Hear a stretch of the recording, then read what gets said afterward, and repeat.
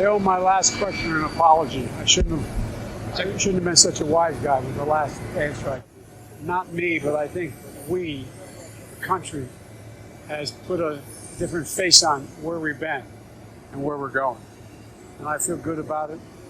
I feel, one of the things that I think understandably there was a good deal of skepticism about would the G7 sign on and give America back its sort of leadership role. I think it did. It wasn't me, but they're glad America's back. They're glad America's back, and they acted that way. And then when we went to NATO, I think it was the same thing. We had really good meetings there and real response, as well as the EU. I didn't get one single person, not one of the world leaders, said doing anything other than thank me for arranging a meeting with Putin.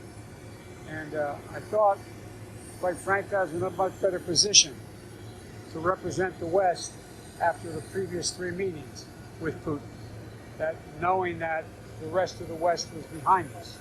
And so I think, so I owe them all a debt of gratitude. Mr. President, since you're now heading home, can I just ask you briefly about 2 domestic issues?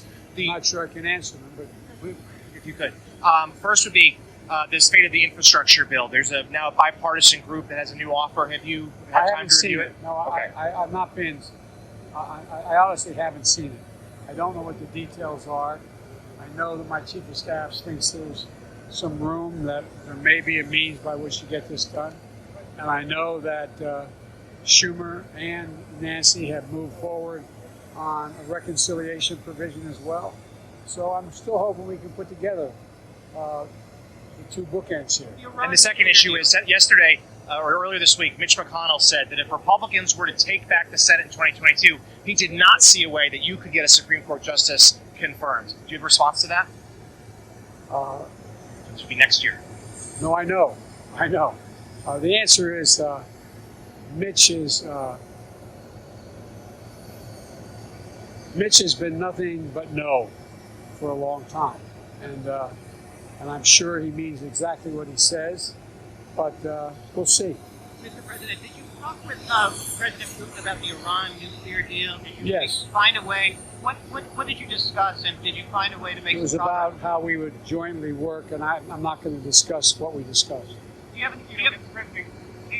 Caitlin's question that you answered at the very end there, that you came over to talk about,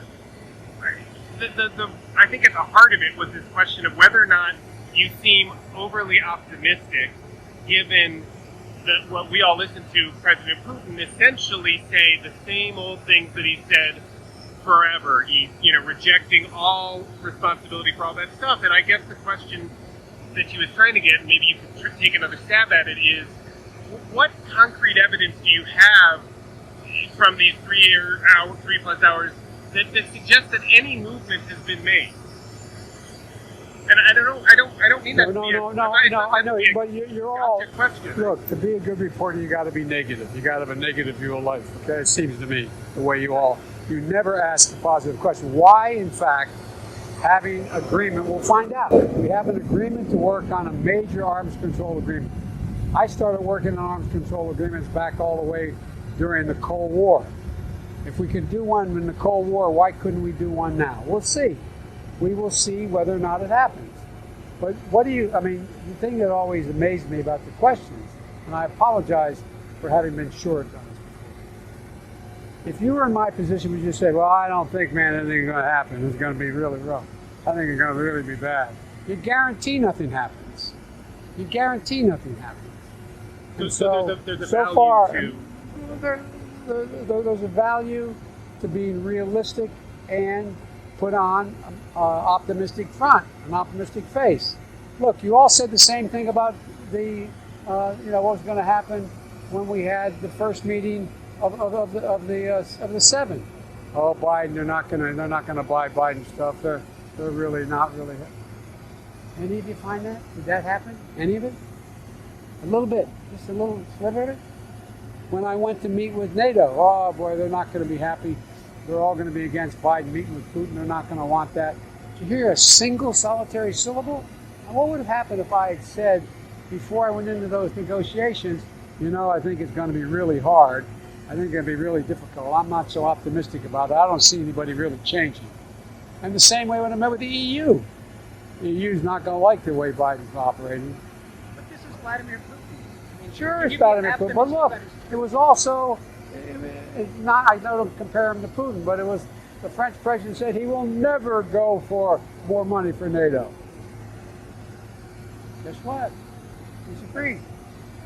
I mean, look, guys, I'm going to drive you all crazy because I know you want me to always put a negative thrust on things, particularly in public, and negotiate in public. I don't have to trust somebody. We didn't have to trust somebody to get START 2. It wasn't about a trust. Well, I trust the Russians. I can tell, man, they're really, I've been looking around. They're truthful. They are. And that's a good self-interest. They're self-interest. I don't trust anybody. Look, I've got to get in the plane, but I'll say it. You'll hear me say Your this more plane, than you once. can go when you want. Yeah, no, but here's the thing, folks.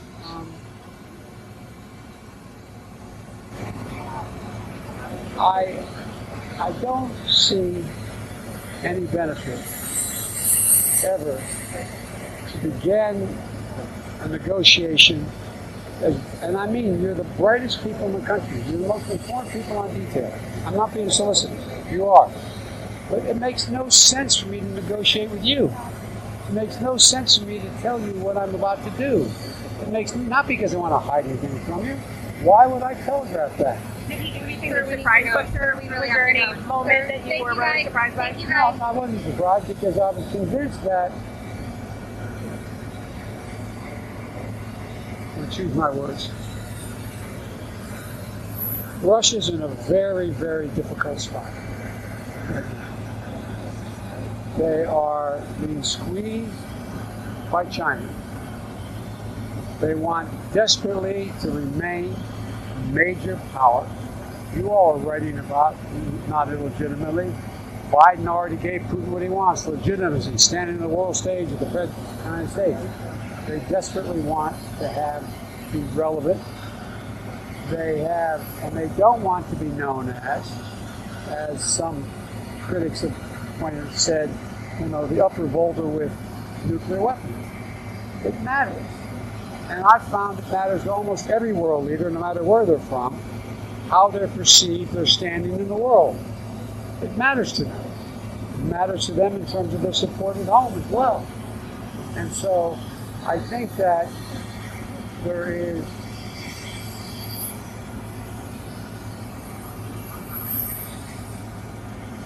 I'm trying to think how to shorten this so I can get in the plane. I'm of the view that in the last 3 to 5 years, the world has reached a fundamental inflection point about what it's going to look like 10 years from now. I mean it literally. It's not hyperbole. It's not like I'm trying to pump it up. I think it's a genuine reality. And so each of the countries around the world, particularly those who had real power at one time or still do, are wondering, how do I maintain and sustain our leadership in the world? That's what the United States is going through right now. How do we sustain it? As being the leading, most powerful, and most democratic country in the world. A lot's going on. I don't know about you. I never anticipated, notwithstanding, no matter how persuasive President Trump was, that we'd have people attacking and breaking down the doors of the United States Capitol. I didn't think that would happen. I didn't think I'd see that in my lifetime. But it's reinforced what I've always known and what I got taught by my political science professors and by the senior members of the Senate that I admired when I got there. That every generation has to reestablish the basis in this fight for democracy. I mean, for real. Literally have to do it. And I've never seen, including since the Civil War, such an outward assault on voting rights. I mean, just a flat assault. I didn't anticipate that happening 4 years ago, but it's happening now. There's a lot at stake. each of the countries, we have our own concerns and problems, but we still, as long as I'm president, we are going to stick to the notion that we're open, accountable, and transparent. And I think that's an important message to send the world. Thank you all for Thank listening. you. Thank you, Mr. President. Come back and see us on the plane. Thank you.